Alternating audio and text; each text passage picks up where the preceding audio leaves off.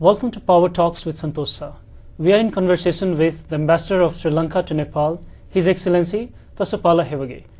Your Excellency, you just arrived in Nepal and took your office in January.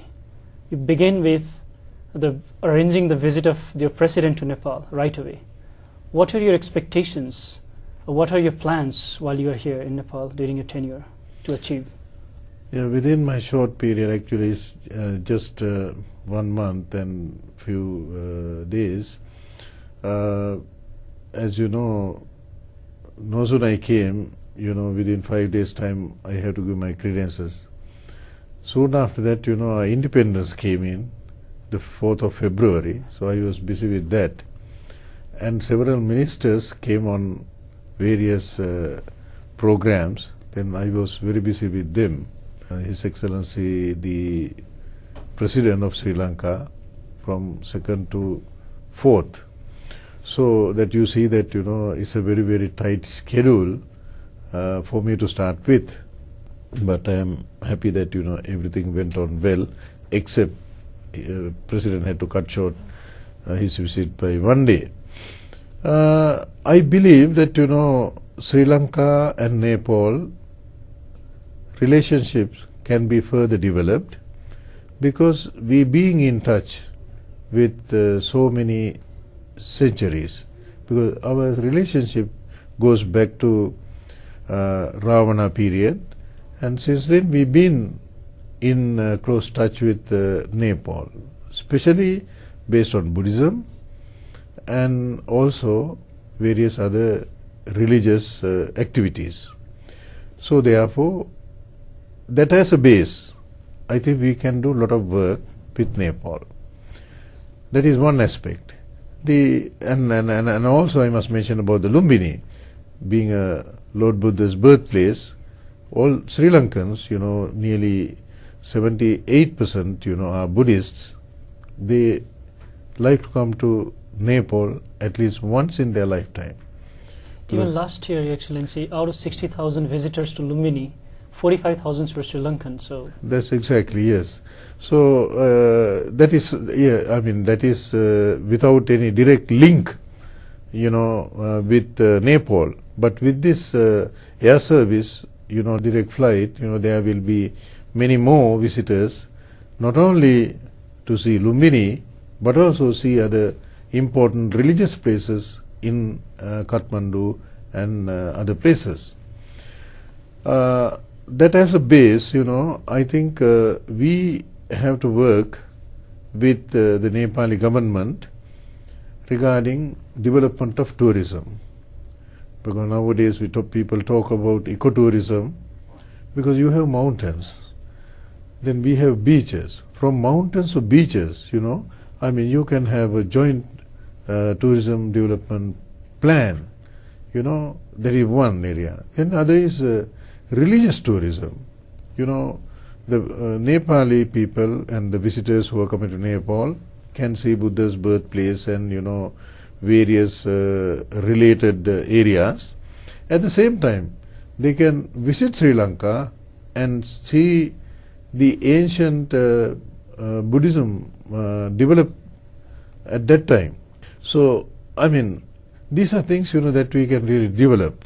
When you were talking about during your tenure, the strengthening of Sri Lanka and Nepal ties, as we know, Sri Lanka has drafted the constitution 3 times and made several amendments.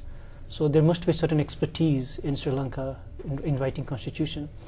We are in history's crucial time of writing the first constitution of the Republic Nepal. How can we use your expertise in drafting our constitution or training our constitution writers? Actually, my president, when he was here, this question was brought to the notice of him, and then he agreed that if a request is made, expertise can be provided from Sri Lanka. And as you said, we have written constitution 3 times, and amendments went up to 17. So the lot of expertise in Sri Lanka in this sphere. So if a request is made, definitely my government will take that very positively and try to help. When we talk about Sri Lanka and Nepal ties and talk about commerce, Sri Lanka is one of the leading tea exporter to the entire world. Its brand Dilma is loved worldwide. Even I use it once in a while. And Nepal, the eastern part of Nepal, Ilam and its neighboring area, is very rich in producing organic tea. We are good producers in terms of quality, and Sri Lanka is great exporter. So can there be any strong ties in Sri Lanka importing trees from Nepal and exporting it globally?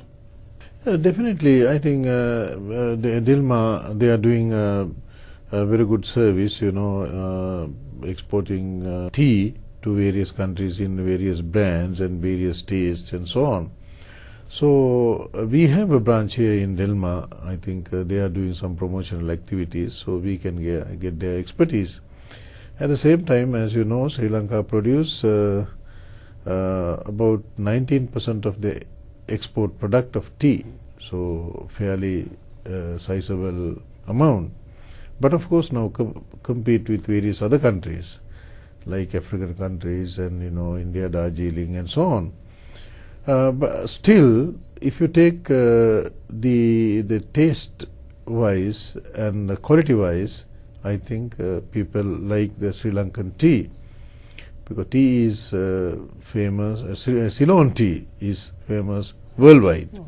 That has a brand name. I'm sure that whatever the expertise that you really require in order to promote your tea, I'm sure that Sri Lanka will be in a position to assist. Dilma itself, perhaps will take some sort of promotional work. We all know that the cricket team of Sri Lanka is world class, whereas in Nepal the sports of cricket is developing since a decade only. Yet under the supervision of a Sri Lankan coach, the under-19 team of Nepal, with the captainship of Shakti Goshen, won the ACC tournament. What do you think that we should work on to reach to the global feat that Sri Lankan team has reached? Well, I think Sri Lanka cricket team is one of the best cricket teams in the world that we have. I think they have won World Cup and became runners-up, at several World Cup games. I am sure, if the sports ministry of Nepal make a request to the government of Sri Lanka to assist in, developing the cricket, I'm sure that, government will consider positively. Gautam Buddha was born in Nepal and Buddhism flourished in Sri Lanka. Sadly, both the countries are facing conflict Sri Lanka facing since last 3 decades, and we have faced in last 1 decade. Is it that somewhere in the lane we forgot the principles of Buddhism and we are suffering? How do you feel about it, and where can we get back to it again to revive the philosophy of peace and fraternity? The Buddhism is non-violence and always promote peace, but unfortunately due to various changes in the global context, values have changed to a great extent, because especially the monetary values have given priority than spiritual values. So therefore I believe that based on Buddhism, if we can promote this peace process, I believe that we will have a good future. Let's hope that the principles of peace and non-violence prevails and both our countries are able to achieve peace. With this hope that both our nations, Sri Lanka and Nepal, may achieve peace in the future, I wish you good luck and goodbye. Thank you for watching us. See you next week, the same time.